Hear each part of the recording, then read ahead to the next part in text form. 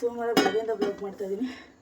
ಅವ್ರಿಗೆ ಬೆಳಗ್ಗೆನೇ ಏನಂದರೆ ಗ್ಯಾಸ್ ಖಾಲಿ ಆಗೋಗ್ಬಿಡ್ತು. ಸಿಕ್ಕಾಬಟ್ಟೆ ಟೈಮ್ ವೇಸ್ಟ್ ಆಯ್ತು. ಇವಾಗ ಬೆಳಗ್ಗೆ 6 ಗಂಟೆಗೆ ಎದ್ದಿದ್ದೆ ಆ್ಯಕ್ಚುಲಿ. ಇನ್ನು ಈ ಗ್ಯಾಸ್ ಖಾಲಿ ಆಗಿದ್ದು ಬಿಸಿ ನಾನು ಬ್ಲಾಗ್ ಮಾಡೋಕ್ಕಾಗಲಿಲ್ಲ. ಲೇಟ್ ಕೂಡ ಆಯ್ತು ಅವ್ರಿಗೀಗ. ನಾನು ಎದ್ದೊಂದು ಗ್ಲಾಸ್ ನೀರು ಸಹ ಕುಡ್ದಿಲ್ಲ. ಫಸ್ಟಿಗೆ ತಿಂಡಿ ಮಾಡಿಬಿಡ್ತೀನಿ. ಇವತ್ತು ಲೇಟ್ ಆಗಿಬಿಟ್ಟಿದೆ. ಫಸ್ಟ್ ಟೈಮ್ ಎಲ್ಲರೂ ನನ್ನ ಚಾನಲ್ ನೋಡ್ತಾರೆ, ಸಬ್ಸ್ಕ್ರೈಬ್ ಮಾಡಿಕೊಡಿ, ಹಾಗೆ ಲೈಕ್ ಮಾಡಿ. ಅವ್ರಿಗೆ ರವೆ ರೊಟ್ಟಿ ಹಾಕ್ಕೊಟ್ಬಿಡ್ತೀನಿ.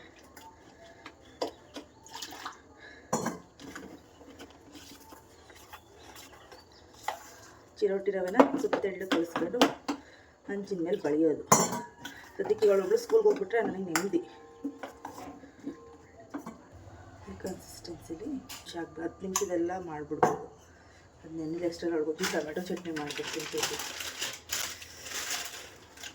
ಹಾಗೆ ಅಮ್ಮ ಮನೆ ಹಾಲು ಉಕ್ಕಿಸ್ತಾರೆ ಇವತ್ತು. ಅಲ್ಲಿಗೂ ಹೋಗಬೇಕು. ನಾನೇ ಪೂಜೆ ಎಲ್ಲ ಮಾಡಬೇಕು. 12 ಗಂಟೆ ಹಂಗೆ ಹೋಗಬೇಕು. ಇನ್ನು ನಾಳೆ ಹಬ್ಬ ಇರೋದ್ರಿಂದ ನಾನು ಇಡೀ ದಿನ ಹೇಗೆ ಟೈಮ್ ಮ್ಯಾನೇಜ್ ಮಾಡ್ತೀನಿ. ಎಲ್ಲ ಕೆಲಸಗಳನ್ನ ಮಾಡಿಕೊಂಡು ಇವತ್ತಿನ ರೊಟೀನ್ ಹೀಗಿರುತ್ತೆ. ಫುಲ್ ಡೇ ರೊಟೀನ್ ಅಂತ ನೀವು ನೋಡ್ಬೋದು. ಮಾರ್ನಿಂಗ್ ಟು ನೈಟ್ ಎಲ್ಲ ಹಾಕಿ ಮಾಡೋಣ ಅಂತ ರಾತ್ರಿಯಿಂದನೇ ಐಡಿಯಾ ಮಾಡ್ಕೊಂಡಿದ್ದೆ.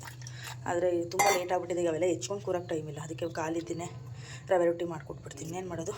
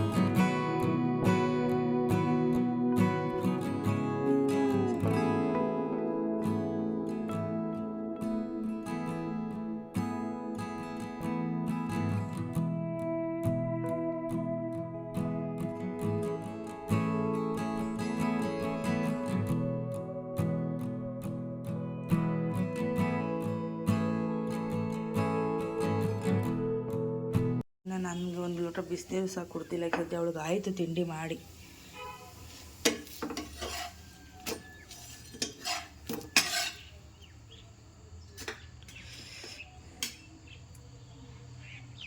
ಮೊದಲಿಗೆ ನಾನು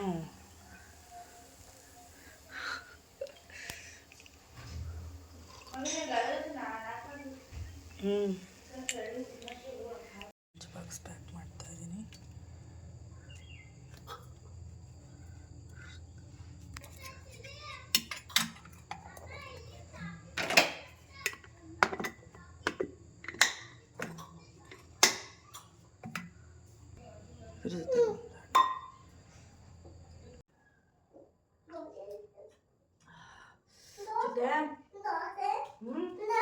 ಕೊಡ್ತೀನಿ ಸುಮ್ಮನೆ. ನೀರು ಕುಡಿದ್ರೆ ನಂಗೆ ಲೋಟ ತೋರಿಸ್ಕೊ ಫಸ್ಟು. ಆ ನೀರು ಇಟ್ಟಿದ್ದೀನಲ್ಲ ಬಿಸಿ ನೀರು, ಅದು ನಾನು ಮುಂದೆ ಕುಡಿದ್ಬಿಟ್ಟು ಲೋಟ ತೋರಿಸ್ಬಿಟ್ಟು ಆಮೇಲೆ ಹಾಕೊಡ್ತೀನಿ. ಲೋಟ ತೋರಿಸು ಫಸ್ಟು, ಖಾಲಿ ಲೋಟ. ಅಡಿ ಕುಡಿಯೋಗು ಬೇಗ ಪಟ ಅಂತ. ಎಲ್ಲಿ ತೋರಿಸು ಲೋಟ, ತಗೊಬಿಡು ಲೋಟ.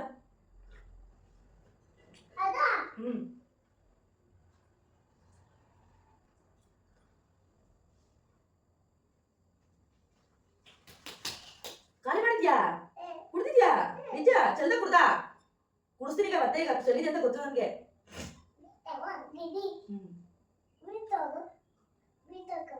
ಬಿಟ್ಟು ಹೋಗ್ತೀನಿ ಕಟ್ಟಾಕ್ತೀನಿ ಹಾಕಿದ್ದೀನಲ್ಲ ದಾರ ನಿಮಗೆ ಕಟ್ಟಾಕ್ಬಿಟ್ಟು ಹೋಗ್ತೀನಿ ನಾಯಿ ಕಟ್ಟಾಕ್ತಾನೆ. ಸರಿ ಹೋಗ್ತೀಯಾ ನಿಂದ ಕಟ್ಟಾಕ್ತಾರೆ ಬುದ್ಧಿ ಬರೋದು. ಸ್ಕೂಲಿಗೆ ಹೊರಟಿದ್ದಾಳೆ.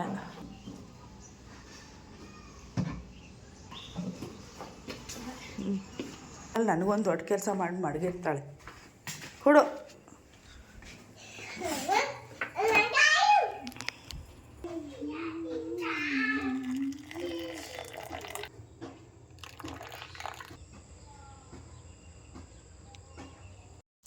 ಏನೇ ರಾತ್ರಿ ಕ್ಲೀನ್ ಮಾಡಿ ಮನೆ ಕೊಟ್ಟರು ಬೆಳಗ್ಗೆ ತಿಂಡಿ ಮಾಡ್ತೀನಿ ಅಂದರೆ ನಮ್ಮ ಚಿಕ್ಕ ಅಡುಗೆ ಮನೆ ಅರಗ್ದಂಗೆ ಆಗುತ್ತೆ. ಈಗ ಸಿಂಚು ಸ್ಕೂಲಿಗೆ ಹೋದ್ಲಲ್ಲ, ನಾನು ಒಂದು ಗ್ಲಾಸ್ ಕಾಫಿ ಮಾಡ್ಕೊಂಡು ಕುಡಿದು ಅಡುಗೆ ಮನೆ ಎಲ್ಲ ಕ್ಲೀನ್ ಮಾಡ್ಕೊತಾ ಇದ್ದೀನಿ.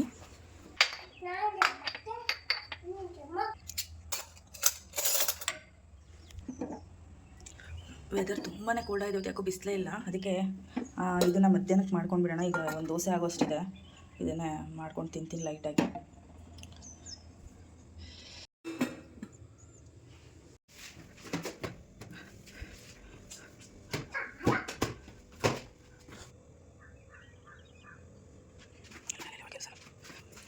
ನಾನು ರಾತ್ರಿ ಅನ್ನ ನೆನೆಸಿದ್ನಲ್ಲ, ಅದನ್ನು ತಿನ್ಕೊಳ್ಳೋಣ ಅಂತ ಅಂದ್ಕೊಂಡೆ. ನೋಡಿದ್ರೆ ಸಿಕ್ಕಾಬಟ್ಟೆ ಚಳಿ ಆಗ್ತಾಯಿದೆ. ಇವತ್ತು ಸ್ವಲ್ಪನೂ ಬಿಸಿಲು ಬಂದಿಲ್ಲ, ಆಮೇಲೆ ಗಂಟಲು ನೋವು ಬಂದುಬಿಟ್ಟತ್ತು.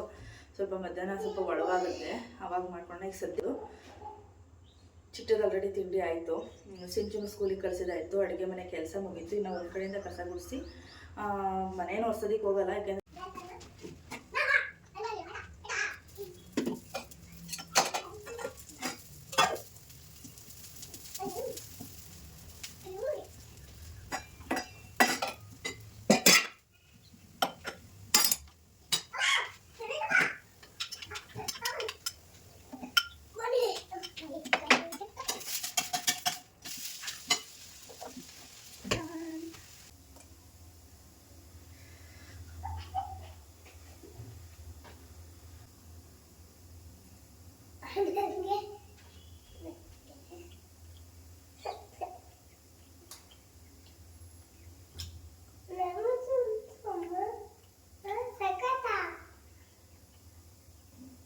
ತಿಂಡಿ ಮುಗಿಸಿ ಹಿಂದೆ ಬಂದೆ. ವಾಷಿಂಗ್ ಮಿಷಿನ್ಗೆ ಬಟ್ಟೆ ವಾಶ್ ಹಾಕ್ಬಿಟ್ಟು ಹಾಗೆ ಸ್ವಲ್ಪ ಕೈಯಲ್ಲಿ ಹೋಗಿ ಇದ್ವು, ಅವನು ಸಹ ನೆನೆ ಹಾಕಿದ್ದೀನಿ. ಸಂಜೆ ಹಂಗೆ ಒಗ್ದಾಕಿದ್ರೆ ನಾಳೆ ಮಧ್ಯಾಹ್ನ ಗಂಟೆ ಒಣಗ್ತವೆ ಅಂದ್ಬಿಟ್ಟು. ಹಾಗೆ ಮೊನ್ನೆ ನಿನ್ನೆ ಎಲ್ಲ ವಾಶ್ ಮಾಡಿ ಹಾಕಿದ ಬಟ್ಟೆ ಎಲ್ಲ ಹಾಗೆ ಇದ್ವು, ಮಡಿಸಿರಲಿಲ್ಲ. ರೂಮಿಗೆ ಬಂದು ಅವನ್ನೆಲ್ಲ ಮಡಿಸಿ ಎಲ್ಲ ಜೋಡಿಸ್ಬಿಟ್ಟು ಹಾಗೆಯೇ ಬೆಡ್ ಕವರೆಲ್ಲನೂ ನೀಟ್ ಮಾಡಿ ಆಮೇಲೆ ಒಂದು ಕಡೆಯಿಂದ ಕಸ ಗುಡಿಸೋಣ ಅಂದ್ಬಿಟ್ಟು ರೆಡಿ ಮಾಡ್ಕೋತಾ ಇದ್ದೀನಿ. ಅದ್ರ ಮಧ್ಯದಲ್ಲಿ ಚಿಟ್ಟೆ ಅವಾಗವಾಗ ಬಂದು ಡಿಸ್ಟರ್ಬ್ ಮಾಡ್ತಾನೆ ಇದ್ಲು, ನೀವೇ ನೋಡ್ತಾ ಇದ್ದೀರಲ್ಲ. ಹಾಗೆ ಸ್ವಲ್ಪ ವಾಯ್ಸ್ ಓವರ್ ಕೊಡುವಾಗ ಚಿಟ್ಟೆ ಕೆಮ್ಮು ಕೇಳಿಸ್ತಾ ಇದೆ, ಏನೋ ಅನ್ಕೋಬೇಡಿ. ಸಣ್ಣ ಪುಟ್ಟ ವಾಯ್ಸ್ ಬಂದೇ ಬರುತ್ತೆ, ಹೇಗೆ ನಾವು ಸೌಂಡ್ಲೆಸ್ಸಲ್ಲಿ ಮಾಡ್ತೀನಿ ಅಂದರೂ ಆಗೋದಿಲ್ಲ.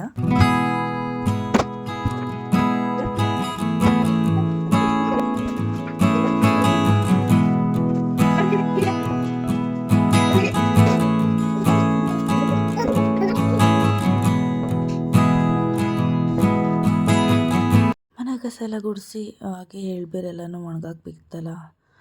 ಕೊಬ್ಬರಿ, ಬೆಲ್ಲ, ಕಡಲೆ ಬೀಜ ಇವನ್ನೆಲ್ಲ ಮೇಲ್ಗಡೆಗೆ ತೊಗೊಂಡು ಬಂದೆ. ಬಿಸಿಲು ಬತ್ತು ಸ್ವಲ್ಪ ಲೈಟಾಗಿ ಒಣಗಾಕಿಟ್ಬಿಟ್ಟು ಸ್ನಾನ ಮಾಡ್ಕೊಂಡು ಬಂದೆ. ಈಗ ಹೋಗೋಣ ಅಮ್ಮನ ಮನೆಗೆ.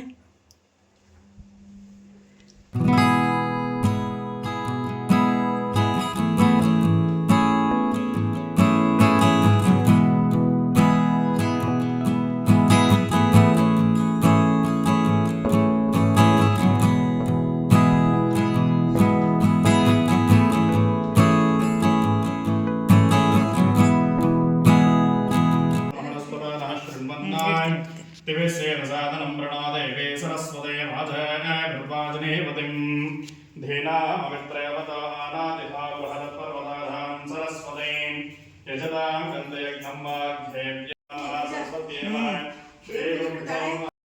ಅಮ್ಮನ ಮನೆ ಪೂಜೆ ಮುಗಿಸಿದ್ವಿ. ಹಾಗೆ ನನಗೆ ಈ ಪೂಜೆಯಲ್ಲಿ ಒಂದು ವಿಚಾರ ಏನು ಗೊತ್ತಾಯಿತು ಅಂದರೆ, ವೀಳ್ಯದೆಲೆ ಈಗ ನೈವೇದ್ಯಕ್ಕೆ ಏನು ವೀಳ್ಯದೆಲೆನ ಇಟ್ಟಿರ್ತೀವಲ್ವ ಹಣ್ಣುಗಳ ಮೇಲೆ, ಆ ವೀಳ್ಯದೆಲೆ ತೊಟ್ಟು ಮತ್ತು ಹಾಗೆಯೇ ಮುಂದೆ ತುದಿನೂ ಮುರಿಬೇಕಂತೆ. ಹಿಂದ್ಗಡೆ ದರಿದ್ರ ಲಕ್ಷ್ಮಿ ವಾಸ ಆಗಿರ್ತಾಳಂತೆ, ಮುಂದ್ಗಡೆ ಮೃತ್ಯುದೇವ ವಾಸವಾಗಿರ್ತಾನಂತೆ. ಹಾಗಾಗಿ ಎರಡನ್ನೂ ಮುರಿಯೋದ್ರಿಂದ ದೇವ್ರಿಗೂ ಬೇಡ ನಮಗೂ ಬೇಡ ಅಂತ ಯಾವತ್ತೇ ನೈವೇದ್ಯ ಮಾಡುವಾಗಲೂ ವೀಳ್ಯದೆಲೆ ತೊಟ್ಟು ಮತ್ತು ತುದಿನ ಮುರಿಬೇಕಂತೆ. ಇದೊಂದು ಹೇಳಿದ್ರು, ನನಗೆ ಇದು ಗೊತ್ತಿರಲಿಲ್ಲ, ತುಂಬ ಖುಷಿ ಆಯಿತು ಕೇಳಿ. ಯಾರಿಗಾರು ಗೊತ್ತಿಲ್ಲ ಅನ್ನೋರು ಈ ಥರ ಮಾಡಿ ಆಯಿತಾ.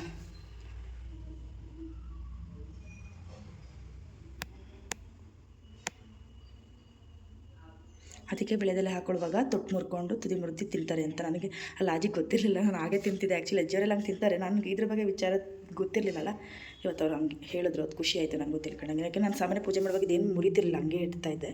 ನೆಕ್ಸ್ಟ್ ದಿನ ಪೂಜೆ ಮಾಡುವಾಗ ತಿಳ್ಕೊಂಡಂಗೆ ಆಯಿತು ಮಾಡಲಿಕ್ಕೆ. ಹಾಗೆ ನಿಮ್ಗಳಿಗೂ ಏನಾರು ಒಂದು ಯೂಸ್ ಆಗಲಿ, ಪೂಜೆ ಬಗ್ಗೆ ಆಸಕ್ತಿ ಇರೋಂಥವ್ರಿಗೂ ಹೆಲ್ಪ್ ಆಗುತ್ತೆ ಅಂತ ತಿಳಿಸ್ದೆ ಅಷ್ಟೇ.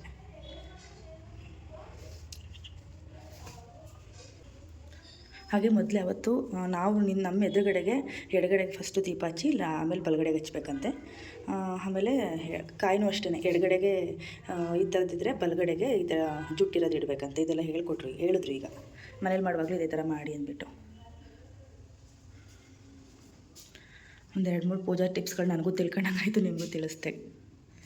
ಮನೆಯಲ್ಲಿ ನಾವು ಈ ಥರ ಶ್ರೀ ಅನ್ನೋದನ್ನು ಅರ್ಶಿಣದಲ್ಲಿ ಬರೆದಿರಬೇಕು ಮನೆ ಒಳಗಡೆ. ಯಾವುದೇ ರೀತಿ ಕೆಟ್ಟ ದೃಷ್ಟಿ ದೋಷಗಳು, ನೆಗೆಟಿವ್ ವೈಬ್ಸು ಮನೆಗೆ ಬರಲ್ಲಂತೆ. ಅದಕ್ಕೆ ಅವರು ಬರೆದು ಮನೆಗೆಲ್ಲ ದೇವ್ರು ತೊಳೆದಿದ್ದು ನೀರು ತೊಗೊಬಂದಿದ್ರು ಎರ್ಚೋದಕ್ಕೆ ಅಂತೆಲ್ಲ ಎರ್ಚಿ ಹೋದರು.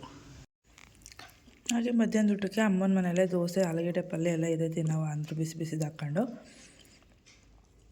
ಪೂಜೆ ಲೇಟ್ ಆಗಿದ್ದ ಕಾರಣ ಇಲ್ಲೆತ್ತಿ ಊಟ ಮಾಡ್ಕೋತಾ ಇದ್ದೀನಿ.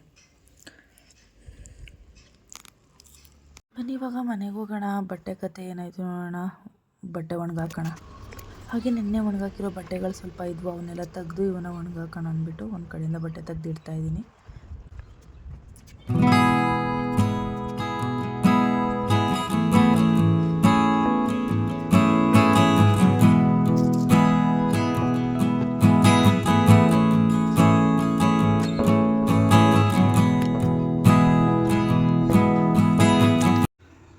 ಹಾಗೆ ಆಫ್ರಿಕಾದೊಂದು ಕಾಯಿನ್ ಸಿಕ್ಕಿದೆ, 2001 ಅಂತ ಬರ್ತಿದೆ, ನೋಡ್ಬೋದು. ಆಫ್ರಿಕಾ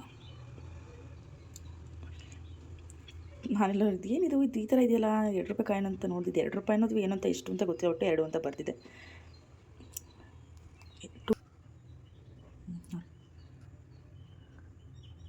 ಯಾರಿಗಾರು ಗೊತ್ತಿದ್ರೆ ಇದು ಎಷ್ಟು ರೂಪಾಯಿ ಅಂತ, 2 RAND ಅಂದರೆ ಕಾಮೆಂಟ್ ಮಾಡಿ. ಆಫ್ರಿಕಾದು ಎತ್ತಿರ್ತೀನಿ.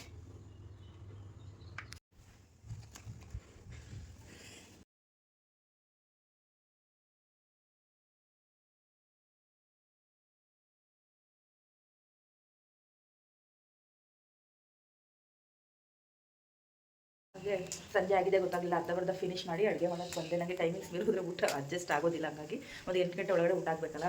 ಅದಕ್ಕೋಸ್ಕರ ಸದ್ಯಕ್ಕೆ ಇವಾಗ ಟೊಮೆಟೊ ಮತ್ತು ಮೆಣಸಿನಕಾಯಿ ಎಲ್ಲ ಸುಡಾಕಿಟ್ಟಿದ್ದೀನಿ. ಹೆಸರುಕಾಳು ಬೇಳೆ ಮತ್ತು ಕೀರೆ ಸೊಪ್ಪು ಹಾಕಿ ಉಪ್ಸಾರು ಮಾಡ್ತಾಯಿದ್ದೀನಿ. ನಾನು ಸಿಂಚು ಹೊರಗಡೆ ಡೋರ್ಸ್ ಎಲ್ಲ ಒರೆಸ್ತಾ ಇದ್ದಾಳೆ. ದೇವರಾಜು ಬಂದು ಚಿಟ್ಟೆ ಕಳಿಸ್ತಿದ್ದಾಳೆ. ಕಾಫಿ ಪುಡಿ ಇಟ್ಕೊಂಡಿದ್ದೀನಿ ತೋರಿಸ್ತಾಳು.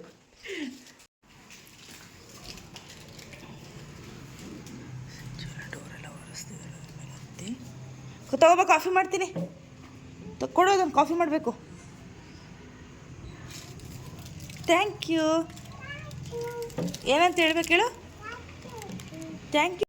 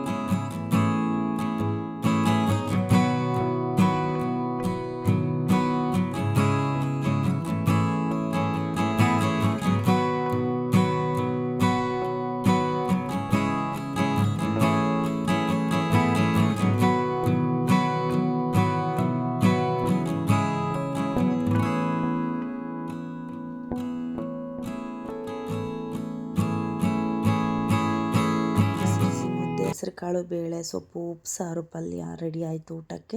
ಊಟ ಮಾಡಿದ್ವಿ. ದೇವರಾಜು ಕೂಡ ಮಾರ್ಕೆಟಿಂದ ಹಬ್ಬಕ್ಕೆ ಏನೆಲ್ಲ ಬೇಕೆಲ್ಲ ತಂದ್ರ. ಜೊತೆಗೆ ಉಣ್ಮೆ ಅಂದ್ಬಿಟ್ಟು ನಾನು ದೇವ್ರ ಪಾತ್ರೆಗಳನ್ನೆಲ್ಲ ಏನೂ ತೊಳೆಯೋಕೆ ಹೋಗಲಿಲ್ಲ. ಇವಾಗ ಲೇಟ್ ಆಗಿದೆ, ಎಳ್ಬೀರಿನೂ ರೆಡಿ ಮಾಡಿ ಇಡೋಕ್ಕಾಗಲ್ಲ. ಡ್ರೆಸ್ಸಿನ ಫಿನಿಶಿಂಗ್ ಆಗಿಲ್ಲ, ಅದು ಮುಗಿಸ್ತೀನಿ. ಬೆಳಗ್ಗೆ ಎದ್ದು ಮಾಡ್ತೀನಿ ಯಾಕೆಂದರೆ ಇಬ್ಬರು ಇರೋದ್ರಿಂದ ಒಬ್ಬೊಬ್ಬರು ಒಂದು ಕೆಲಸ ಅಂತ ಹಂಚ್ಕೊಂಡು ಮಾಡ್ತೀವಿ. ದೇವರಾಜು ಕೂಡ ಸ್ವಲ್ಪ ಹೆಲ್ಪ್ ಮಾಡ್ತಾರೆ. ಹಂಗಾಗಿ ನಾಳೆ ಬೆಳಗ್ಗೆನೇ ರೆಡಿ ಮಾಡ್ಕೊತೀನಿ. ಈಗ ಡ್ರೆಸ್ ಫಿನಿಶ್ ಮಾಡ್ತೀನಿ, ಅಡುಗೆ ಎಲ್ಲ ಆಯ್ತಲ್ಲ, ಆಮೇಲೆ ಪಾತ್ರೆ ಎಲ್ಲ ತೊಳೆದಿಟ್ಟು ಮಣ್ಕೊಂಡ್ರೆ ಬೆಳಗ್ಗೆ ಕೆಲಸ ಮಕ್ಳಿಗೆ ಸರಿ ಹೋಗುತ್ತೆ. ಎಳ್ಬೀರನ್ನ ನಾಳೆನೇ ರೆಡಿ ಮಾಡ್ಕೊತೀನಿ. ಕಾಣಿಸ್ತಾ ಇದೆಯಾ ಅಂತ ಎಲ್ಲ ಹೇಳ್ಬಿಟ್ಟು